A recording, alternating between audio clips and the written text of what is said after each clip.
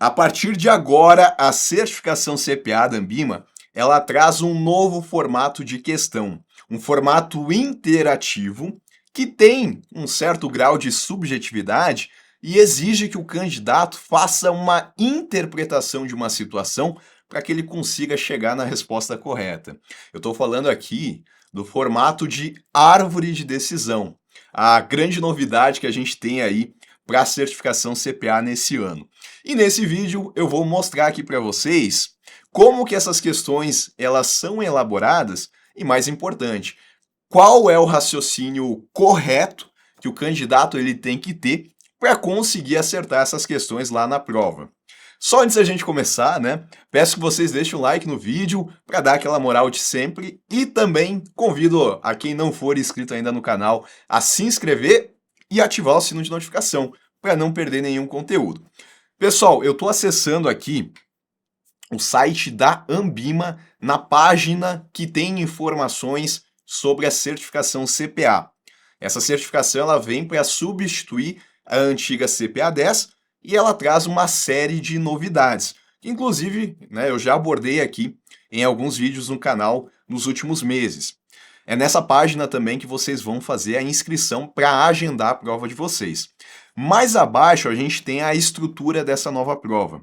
Agora a gente tem um total de 50 questões, sendo que 40 questões elas são no formato de múltipla escolha, A, B, C, D, e múltipla escolha contextualizada. Eu já adiantei aqui para vocês, né, já resolvi uma prova com essas questões, e basicamente essas questões contextualizadas, elas vão trazer uma situação, vão exigir do candidato não só a memorização de parte do conteúdo, mas também a interpretação para que ele consiga chegar na resposta correta.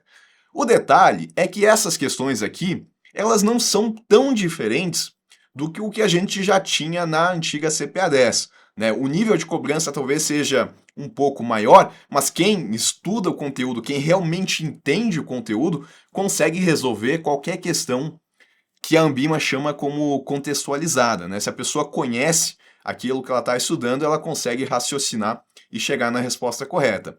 Agora, as 10 questões que são relacionadas à árvore de decisão, elas têm um formato que é um pouco diferente. Né? Não é uma questão trivial e ela tem uma subjetividade ali que talvez nem sempre o candidato ele vá ter facilidade para chegar na resposta correta. Mas eu já vou mostrar aqui para vocês, tá? 50 questões, para a pessoa ser aprovada aqui na prova da CPA, ela tem que conseguir pelo menos 35 acertos.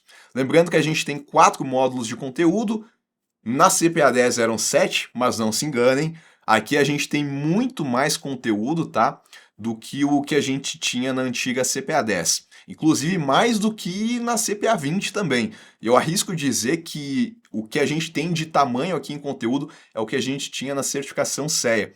Inclusive, tá? Nessa nova prova da Anbima, vocês vão ter que fazer cálculos financeiros. Não que vocês vão ter que levar uma calculadora, porque não pode, mas a Anbima ela vai disponibilizar lá uma calculadora para que vocês possam fazer os cálculos e como são questões contextualizadas, não é só chegar na resposta do cálculo, né? Vai ter um raciocínio ali relacionado à questão, né, para que vocês consigam marcar a correta. Bom, dito isso, então, agora a gente vai dar uma olhada nas questões de árvore de decisão, né? Como é que isso vai funcionar? Eu estou acessando aqui, né, uma questão que a Anbima ela disponibilizou para que a gente consiga ver então como que é esse novo formato. A primeira coisa que a gente vai ter é um contexto, tá? Então eu vou ler aqui o contexto com vocês. Você é um gerente de banco e um cliente seu, o Jonathan, acaba de entrar em sua sala. Sua função é conduzir a conversa para atender às necessidades e preocupações desse cliente, mantendo a ética, a clareza, o decoro e seguindo os protocolos adequados. Então, a primeira coisa, né, é a pessoa ela já se colocar nessa posição de gerente de um banco, né, que vai ter que trabalhar com esse cliente, vai ter que trabalhar os produtos bancários com esse cliente. Aí na sequência aqui que vem a parte interativa, né, dessa questão aqui de árvore de decisão. Vejam o seguinte, tá? O Jonathan aqui, ele vai se comunicar, ele diz assim: "Olá, sou o Jonathan. Recentemente, herdei uma empresa e uma carteira de investimentos da minha família. E, sinceramente, não sei direito como gerir tudo isso. Então, ele está preocupado ali em relação a como que ele vai remunerar esse dinheiro, né? O que que ele vai fazer com esse dinheiro. E aqui que começa realmente o papel de vocês respondendo a questão. Vejam que eu tenho 4 alternativas aqui que são possíveis respostas que vocês vão dar a esse cliente. E vocês vão escolher uma dessas respostas. E não que eu tenha aqui respostas, não nesse momento pelo menos, respostas que estejam incorretas, né? Vocês vão entender aqui qual que é a abordagem que deve ser colocada. Por exemplo, tá? A primeira aqui. Olá, Jonathan, né? Vocês aqui respondendo ao Jonathan. Para eu entender melhor como posso ajudar, você poderia me falar sobre a sua idade e se possui alguma experiência anterior com investimentos, além das ações herdadas? Então, notem aqui que a pessoa, né, ela já está buscando fazer o perfil de investidor do Jonathan, né, fazendo uma API, coisa que vocês estudam, né, quando vocês vão se preparar ali para a certificação CPA. Então ele já quer buscar mais informações para compor esse perfil. Tá buscando aqui saber da idade dele, saber também se o Jonathan aqui ele tinha alguma experiência anterior, porque aí a pessoa vai conseguir entender, né, daqui a pouco, se ele é uma pessoa que é mais conservadora, se ele é uma pessoa que aceita correr riscos. É sempre esse o raciocínio que a gente tem que levar, né, para esse estilo de questão aqui. Essa era uma opção, né? A opção B aqui diz o seguinte: entendo, Jonathan. Para garantir que eu possa atender às suas necessidades, quais são seus objetivos principais para esses investimentos? Busca principalmente. Apertei errado aqui, né? Apertei sem querer em uma das opções. Deixa eu voltar aqui. Busca principalmente crescimento, uma renda estável ou prefere preservar o valor do capital? Tá errado o que a gente tem aqui na letra B? Não, é uma outra abordagem, né? Aqui a pessoa está buscando saber, né, de uma maneira mais objetiva, se ele quer remunerar esse capital buscando crescimento, que é uma remuneração estável. Não é um erro também, né? Então, vejam que as alternativas A e B, elas não são excludentes. Eu poderia tanto escolher a abordagem da letra A, como escolher a abordagem da letra B, nesse primeiro momento aqui. Claro que depois, talvez, se eu escolhesse a abordagem B, em algum momento eu teria que buscar essas informações aqui, né, pensando em uma situação real mesmo. Eu teria que buscar essas informações que estão na alternativa A. Né, por isso que elas não são excludentes. Aí tem a alternativa C e D. O que eu quero colocar aqui para vocês é que nesse momento não tem nenhuma alternativa errada.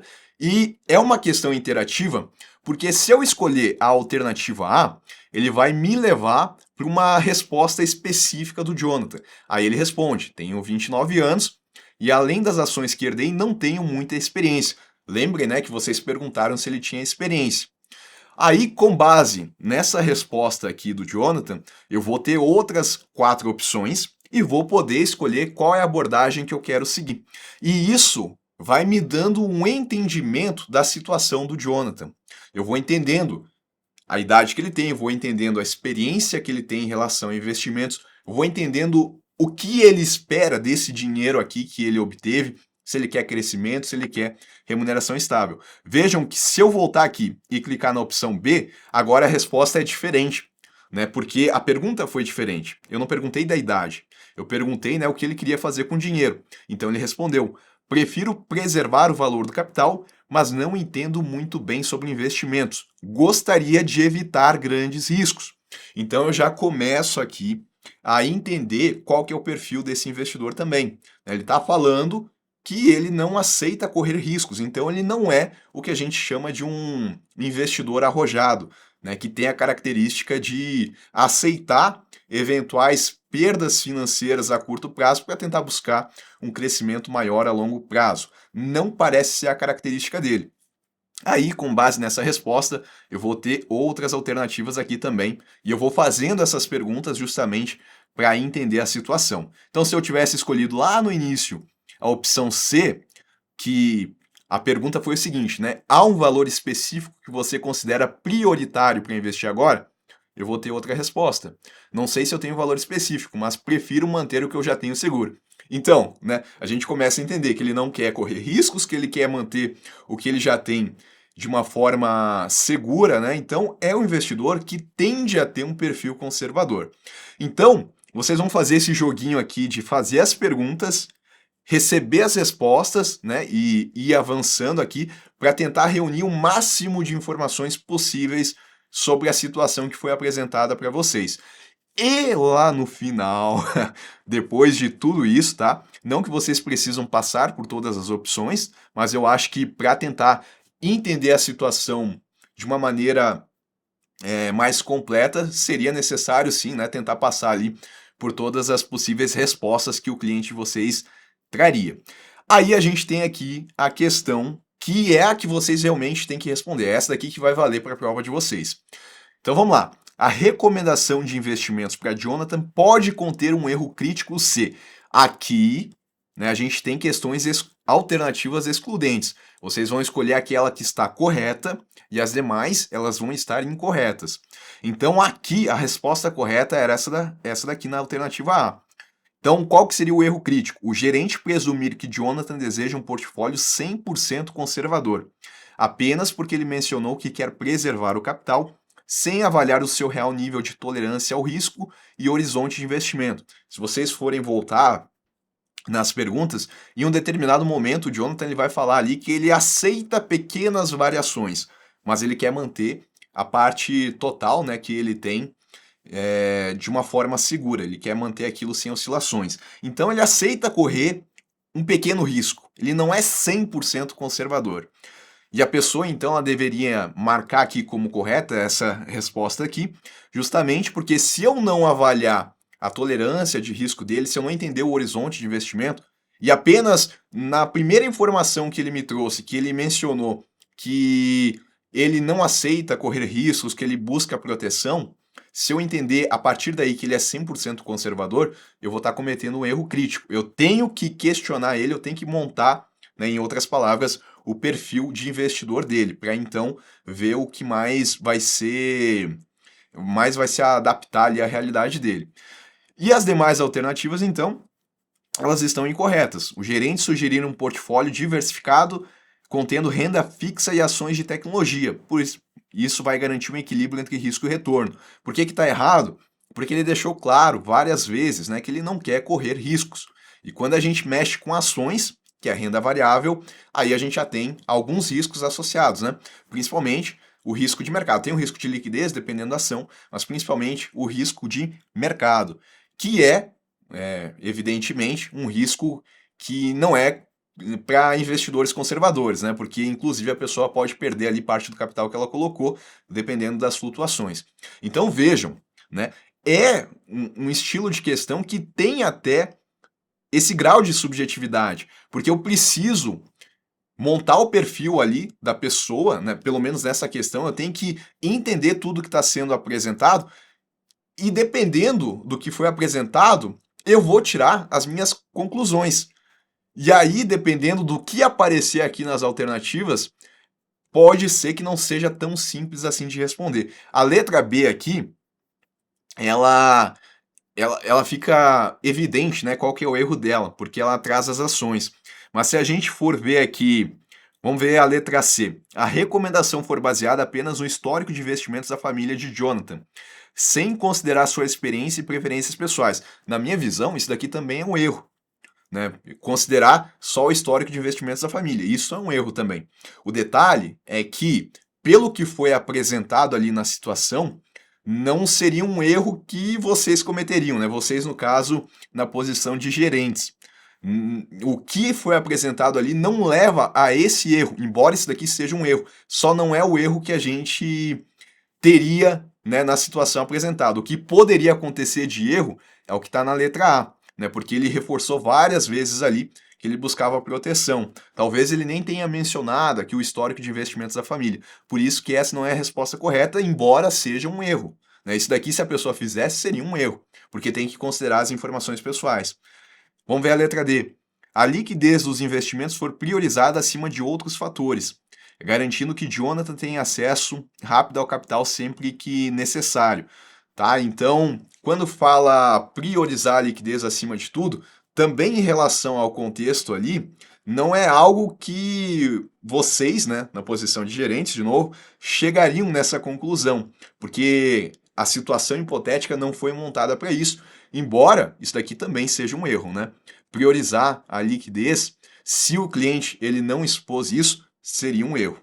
Então, vejam, tem ali sim uma certa subjetividade, vocês vão ter que ter cuidado, por isso que eu recomendo que quando vocês estiverem resolvendo esse estilo de questão, tentem passar por todas as respostas que o cliente ele vai trazer, né? Quando vocês estiverem ali lidando com o cliente, que é provavelmente o que vai acontecer, né?